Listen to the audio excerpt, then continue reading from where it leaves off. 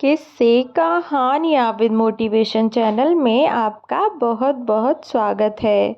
दोस्तों, आज की कहानी है वसीयतनामा। राजप्रसाद जैसा लक्ष्मी निवास आज उदास दिखाई पड़ रहा था। राज ग्रुप के चेयरपर्सन 75 वर्षीय राज लक्ष्मी जी के गोलोक गमन के बाद से विशाल भवन मानो उदास हो उठा था। उनकी मुख्य सेविका दुर्गा देवी की आंखों से निरंतर आंसू झर रहे थे।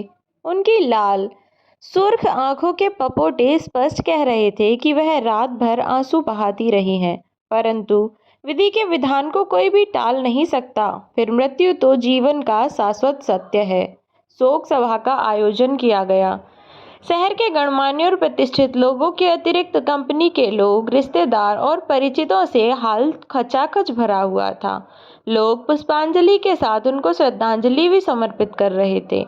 कंपनी के अधिकारी और कर्मचारी ज्येष्ठ पुत्र जयराज सिंह और कमलराज सिंह की नज़रों के सामने जाकर अपनी उपस्थिति दर्ज कराना चाहते थे, क्योंकि अब वही उनके नए मालिक होने वाले थे।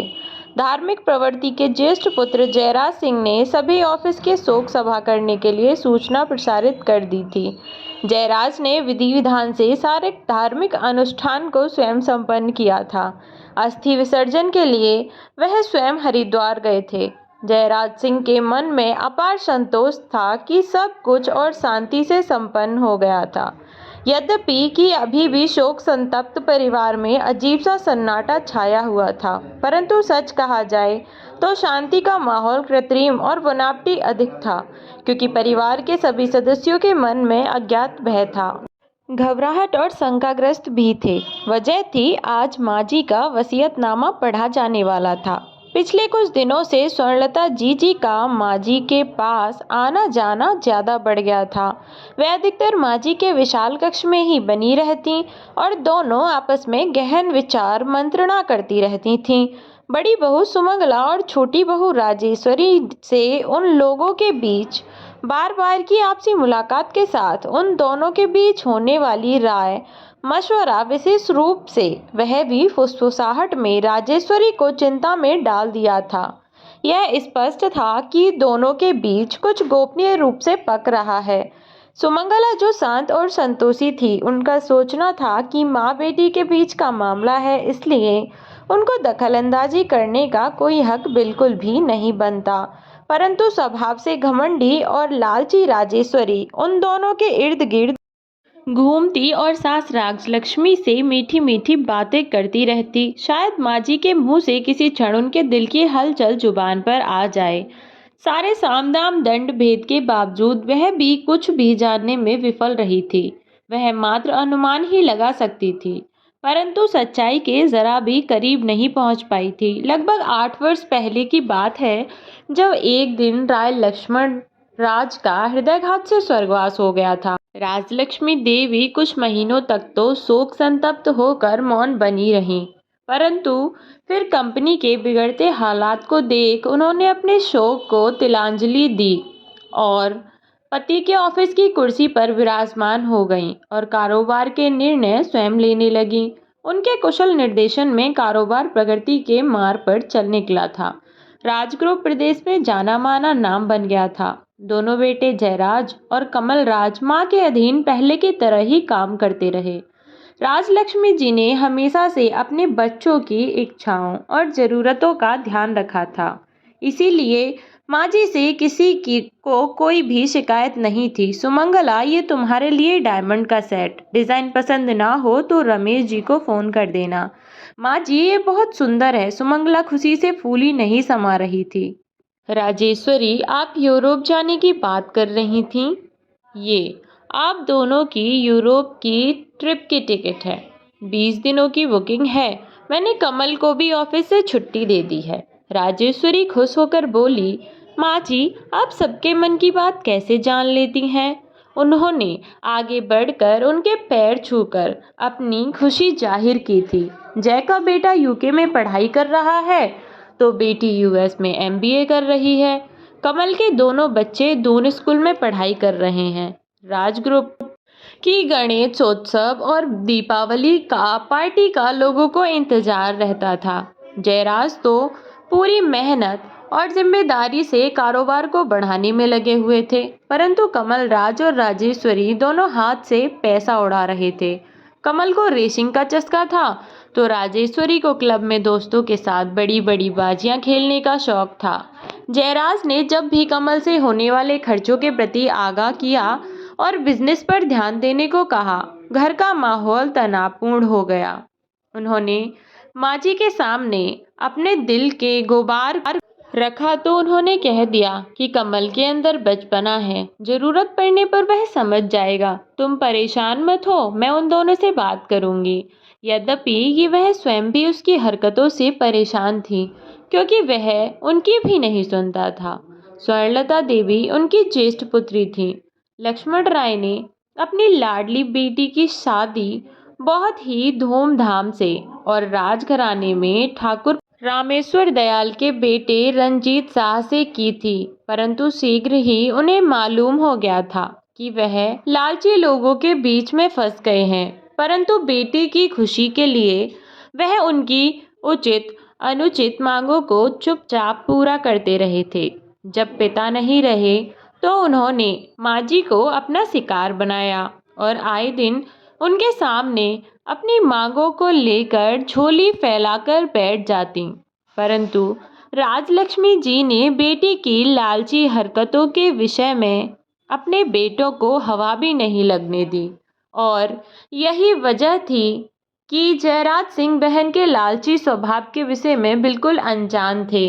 इन दिनों स्वर्णलता जीजी यहीं पर रह रही थी और सुमंगला ने गौर किया था कि राजेश्वरी के साथ घुट घुट कर बातें हुआ करती थी। उनका माथा ठनका था, कहीं राजेश्वरी कोई षड्यंत्र तो नहीं रच रही है, परंतु वह कुछ भी नहीं कर सकती थी। वह मेहमानों की व्यवस्था में लगातार व्यस्त रह रही थी। माँ जी की तिजोरी आप कब खोलिएगा सुमंगला भाभी? सुमंगला क्षण भर को अचकचा गई थी।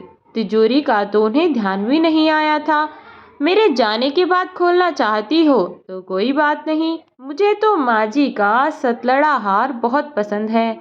माँ जी ने भी यही कहा था कि आपको बहुत पसंद है तो आप ही ले लेना, मैं तो तिजोरी खोलूंगी तो आपको दे दूंगी। सुमंगला समझ गई थी कि इन दोनों के बीच आपस में यही कुछ तय हुआ होगा। वह राजेश्वरी की बात सुनने को उत्सुक थी।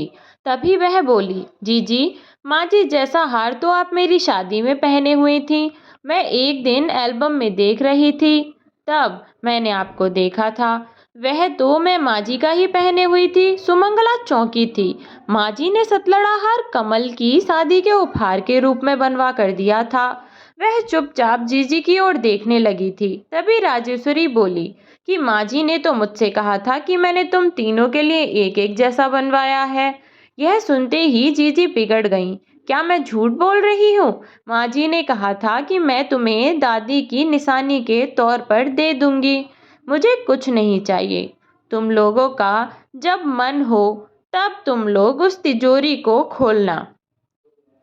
माँ के जाते ही इतनी बेइज्जती कहकर सुबक सुबक कर रोने लगी। सुमंगला उन्हें चुप कराने में लग गई थी। तभी रंजीत, कुंवर जी और दोनों भाई भी अंदर आ गए कि क्या बात हो गई। जब जयराज को सब बात मालूम हुई तो वह बोले, चाबी किसके पास है? सुमंगला और राजेश्वरी दोनों ही उस जगह बार बार जाकर चाबी खोजती रहीं, लेकिन उन्हें चाबी नहीं मिली। दोनों ही परेशान हो उठीं कि आखिर चाबी कहाँ गायब हो गई। कि तभी स्वर्णलता तेजी से उठी। इतना नाटक क्यों फैला रखा है? नहीं खोलना है तो बिल्कुल मत खोलो। फिर वह स्वयं उठकर गई और अलमारी में खोजने लगी। थोड़ी देर यहाँ वहाँ ढूंढने के बाद उनको चाबी मिल गई थी। वह नाराज होकर बोली, साफ साफ मना कर देती, इतना नाटक करने की क्या जरूरत थी?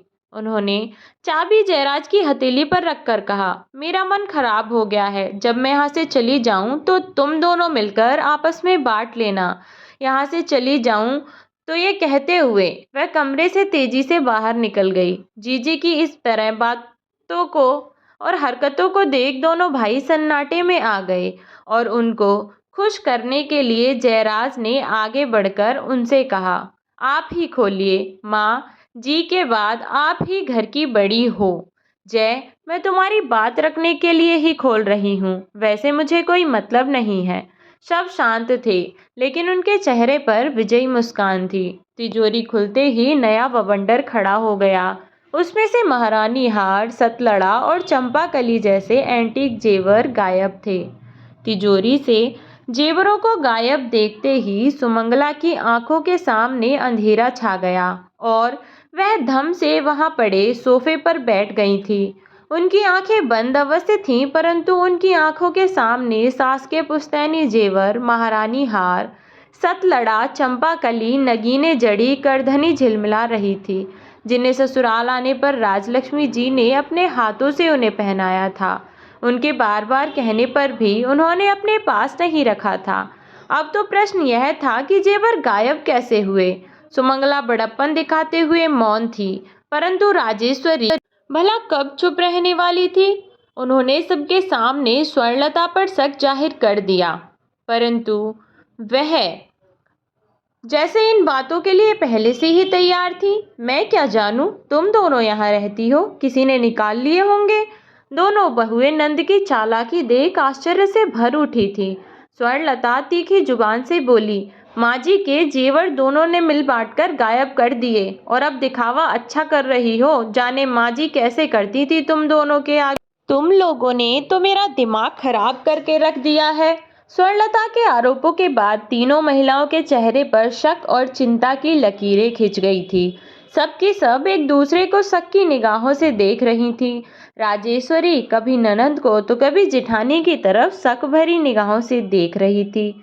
जयराज ने माहौल के तनाव को हल्का करने के लिए हंसकर कहा, जिसको जो जेवर चाहिए रमेश जी के यहाँ जाकर ले लेना। अब बात खत्म करो।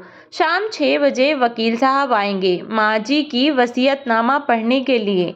माँ जी की इच्छानुसार ही बंटवारा होगा। कमल का कहना था कि बंटवारे की क्या जरूरत है, जैसे चल रहा था वैसे ही चलता रहे, क्योंकि वह कारोबार और ऑफिस की जिम्मेदारियों से बचना चाहता था। दूसरे, उसने 10 करोड़ रुपए इधर से निकालकर अपने ससुराल वालों के साथ मिलकर एक नई कंपनी बना रखी थी, जिसके अब वह उन पैसों को अपनी व्यक्तिगत संपत्ति बनाकर अपनी बताता है। जिस वजह से माँ जी के सामने से दोनों के बीच आपस में विवाद चल रहा था। वकील तुषार घोष आए और कागजों की जांच पड़ताल हुई, परंतु बंटवारे के विषय में उन्होंने कोई भी वसीयतनामा नहीं तैयार करवाया था। इसलिए यह सुनिश्चित हुआ कि लगभग 100 करोड़ की संपत्ति, जिसमें चल अचल फैक्ट्री, आलीशान कोठियां, फार्म हाउस, ज्वेलरी, शेयर्स आदि सभी कुछ के 3 बराबर हिस्से उनके तीनों बच्चों में बांटे जाएं। 91% शेयर राजलक्ष्मी जी के थे और 9% दोनों बेटों के बच्चों के नाम थे, इसलिए उनका बंटवारा नहीं होगा। स्वर्णलता के चेहरे पर असंतोष नजर आ रहा था। यह एक कटु सत्य है कि धन या प्रॉपर्टी है तो वाद विवाद और मनमुटाव होना सुनिश्चित है, क्योंकि सभी पक्षों का संतुष्ट होना संभव है ही नहीं। इस संसार में धन लिप्सा ऐसी होती है कि जितनी भी हो वह कम ही प्रतीत होता है। वकील साहब चले गए थे, परंतु जीजी के चेहरे पर तनाव स्पष्ट दिखाई पड़ रहा था। मुखर्जी जी मौन थी, मानो मन ही मन वह कोई योजना बना रही है। वह और रंजीत जीजाजी अपने घर चले गए। दोनों भाई अपने अपने ऑफिस और काम में बिजी हो गए थे। कई बार वकील साहब और इन तीनों की मीटिंग हुई, परंतु यह तय नहीं हो पाया कि कौन क्या लेगा। बार बार इन्हीं मुद्दों पर विचार विमर्श होता, परंतु निर्णय कुछ नहीं हो पाता। कभी कमल नाराज होकर मीटिंग से चले जाते, तो कभी स्वर्णलता नाराज होकर बोली, अब कोर्ट में ही मिलेंगे। जयराज के बीच बचाव करके मामला सुलझाने का प्रयास किया, परंतु फिर भी वह तैश में बोले, ठीक है, अब कोर्ट में ही तय होने दो।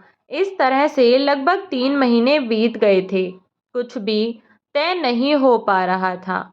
अभी परिवार पूरी तरह शोक से उभर नहीं पा रहा था कि स्वर्णलता जीजी के वकील का नोटिस दोनों भाइयों के नाम आया।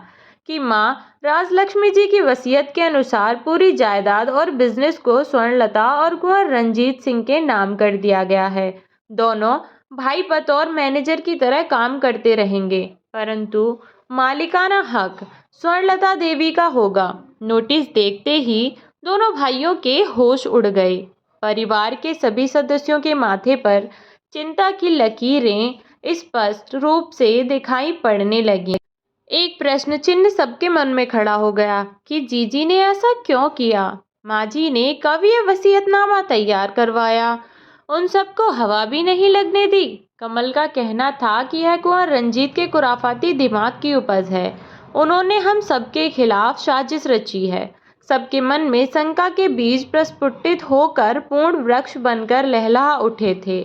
शांत जयराज्य भी भविष्य के प्रति शंकालु हो उठे थे, परंतु भीरू स्वभाव के जयराज ने स्वर्णलता देवी के समक्ष कभी जुबान तक नहीं खोली थी, क्योंकि उन दोनों के उम्र में काफी अंतर था। इसलिए वह किंकर्तव्य मूड से हो गए थे। कमलराज नाराजगी भरे स्वर में बोले, जीजी को तो पहले ही पिताजी दहेज में फैक्ट्री और जाने क्या क्या दे चुके हैं, इसलिए उनका तो अब कुछ भी मांगने का हक नहीं बनता। हम कोर्ट जाएंगे। कुंवर साहब ने माँ जी से अनजाने में साजिश रचने के लिए उनसे साइन करवा लिए होंगे। संपत्ति ने सबके मन में विष बो दिया था। जयराज ने अपने अनुभवों के आधार पर कहा कि कमल, मामला यदि कोर्ट में पहुंच जाएगा तो हम लोगों के हाथ से निकलकर वकीलों के दाव पेच में फंसकर उलझकर रह जाएगा। इसलिए जीजी और कुंवर साहब के साथ बात करके आपस में ही हम इस सब का निपटारा कर लिया जाए, ज़्यादा उचित होगा। इस विषम परिस्थिति में क्या करना चाहिए, इस बात को लेकर सभी परेशान हो गए थे और आपस में सब लोग बैठकर विचार विमर्श और मंत्रणा करते रहे, परंतु कोई उपाय उन्हें नहीं समझ आ रहा था। दोनों भाइयों ने आपस में यह तय किया कि हम लोगों के आपसी विवाद की भनक परिवार वालों के सिवा किसी को नहीं लगनी चाहिए। हम सब जल्दी ही इस समस्या का समाधान निकाल लेंगे। शोकाकुल परिवार आकुल व्याकुल मनोदशा के कारण अपने को बेबस सा पा रहा था। सब ओर तनाव व्याप्त रहता। कोई विश्वास नहीं कर रहा था कि जीजी ऐसा भी कर सकती है। क्या माँ जी ने जानबूझकर ऐसा वसीयतनामा तैयार करवाया होगा, या फिर कुंवर साहब ने लालच के कारण यह फर्जी जाल फैलाया है, जिसमें उन्होंने शिकारी की तरह सबको कानूनी जाल में उलझाकर बर्बादी की तरफ ढकेलने का प्रबंध कर दिया है। जयराज मानसिक रूप से बहुत तनाव में थे। उन्होंने जीजी को सदा माँ की तरह सम्मान की दृष्टि से देखा था और कुंवर साहब ने तो सदा नाराजगी के कारण यहाँ से दूरी ही बना रखी थी। पेशो पेश और आपसी बातचीत में 1 महीना बीत चला था। जीजी अपनी बात पर अड़ी हुई थी कि माँ जी सारी संपत्ति उसके नाम करके गई हैं, इसलिए दोनों भाइयों को उनके महत्व मैनेजर की तरह ही काम करना होगा। गमगीन जयराज को गुरु निर्णयानंद के रूप में आशा की किरण दिखाई दी। वह कमल को अपने साथ लेकर बहुत उम्मीद के साथ में गुरुजी के पास पहुँचे। क्या बात है पुत्र, तुम्हारे माथे पर चिंता की लकीरें? क्या माँ जी के अचानक विजोह को सह नहीं पा रहे हो? इस संसार में आवागमन तो शाश्वत सत्य है, उससे क्या घबराना। गुरु महाराज, आप ही हम लोगों की समस्या का निराकरण कर सकते हैं। जीजी का कहना है कि वह दोनों मैनेजर की तरह उनके मातहत काम करेंगे और वह माँ जी की जगह मालिक बनकर सिंहासन रूढ़ करेंगी। आप उन्हें समझाइए कि बराबर हिस्सा लेकर मान जाएं, परंतु शास्त्री जी संभवतः महाराज जी को अपनी तरफ मिला चुकी थीं। उन्होंने तुरंत कहा कि जब रानी साहिबा अपने स्थान पर स्वर्णलता को प्रतिष्ठित कर गई हैं, तो फिर अनावश्यक वाद विवाद की आवश्यकता क्या है। जयराज ने गुरुजी के चरण पकड़ लिए और अपने जेब से डायमंड की अंगूठी निकालकर उनके चरणों पर रख दी। अंगूठी पर निगाह पड़ते ही गुरुजी का स्वर नरम हो उठा। जय और कमल, तुम दोनों को तो मैंने गोद में खिलाया है, इसीलिए उन्होंने तुरंत कहा, तुम दोनों मेरे पुत्र की भांति हो। भाई बहन में आपसी विवाद नहीं होंगे तो कहाँ होंगे। मैं स्वर्णलता देवी को समझाने की कोशिश करूंगा। आगे प्रभु की इच्छा। दोनों भाई गुरुजी की बातों से आश्वस्त नहीं हुए, वरन उनकी बातों ने मानसिक यंत्रणा ही दे दी थी। कमल को गुरुजी से बहुत उम्मीद थी, परंतु अब वह भी टूट रही थी। परंतु जिस प्रकार इंसान आखिरी सांस तक जीवन की आशा लगाए रहता है, वैसे उम्मीद की किरण लगाए हुए थे कि शायद गुरुजी की बात मान जाए। जयराज आपसी विवाद की बात जितना छिपाने की कोशिश करते, जीजी उतना ही उछाल रही थी। गुरुजी अपने लाव लश्कर के साथ आए। दोनों भाइयों ने उनकी सेवा में जी जान लगा दी। जीजी से बोले, बेटी आपस में वाद विवाद से क्या लाभ है। परंतु वसीयतनामा की कॉपी देखते ही बोले, जब रानी साहिबा ने स्वयं ही अपनी गद्दी राजकुमारी को हस्तांतरित की है, तो फिर विवाद का क्या प्रश्न। और वह अपना तामझाम समेट कर चले गए। अब तो गुरुजी की सह पाकर स्वर्णलता ने वसीयतनामे के अनुसार माँ जी के ऑफिस में बैठकर फाइल मांगकर कामकाज देखना शुरू कर दिया था। ऑफिस में सुगबुगाहट होने लगी थी कि अब कंपनी की नई मालिक स्वर्णलता हैं। जयराज और कमल ने मामले को परिवार के अंदर ही सुलझाने के लिए परिवार के बुजुर्ग और गणमान्य लोगों को बुलाकर सुलझाने का प्रयास किया, लेकिन वहां पर स्वर्णलता सौदेबाजी पर उतर आई। मुझे तो माँ जी की इच्छा का सम्मान करना है, मुझे पैसे का कोई लालच नहीं। मेरे लिए तो जैसा मेरा आंसू वैसे ही जय और कमल। फिर झट वह सौदेबाजी पर उतर आई।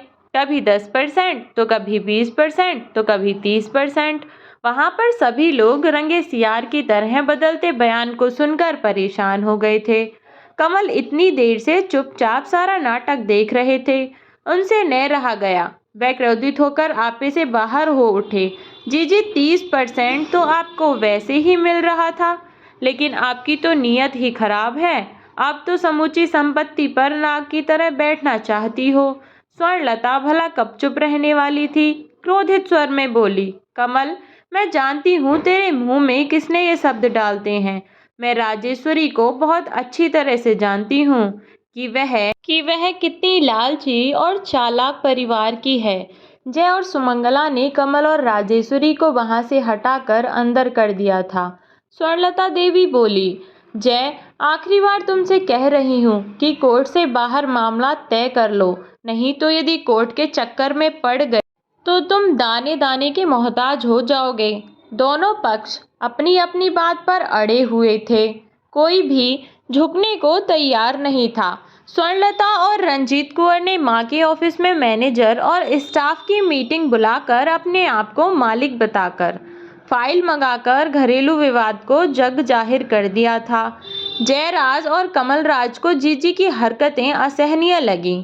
उन्होंने एक बार फिर से जीजी के साथ समझौते की पहल की, परंतु जीजी कुछ भी सुनने को राजी ही नहीं थी। जय को 100% यही विश्वास था कि वसीयतनामा या तो जोर जबरदस्ती लिखाया गया या अनजाने में कोरे कागज में साइन करवाकर यह अपनी इच्छानुसार लिखवाया गया है। कमल का साला चंद्रेश शाह बार बार दोनों भाइयों को विश्वास दिला रहे थे कि वह 1-2 पेशी में उनके हक में फैसला करवा देंगे। उसके अतिरिक्त देश के नामी वकीलों को इस मुकदमे के लिए बुलाया गया।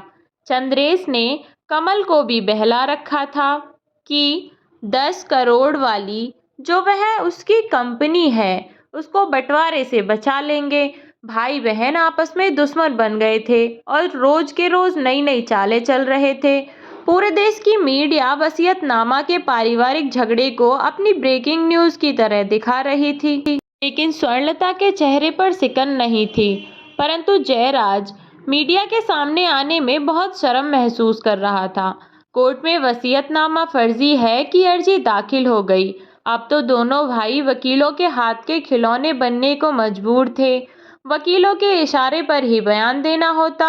अब ना ही स्वर्णलता के हाथ में कुछ रह गया था, ना ही जयराज और कमल के।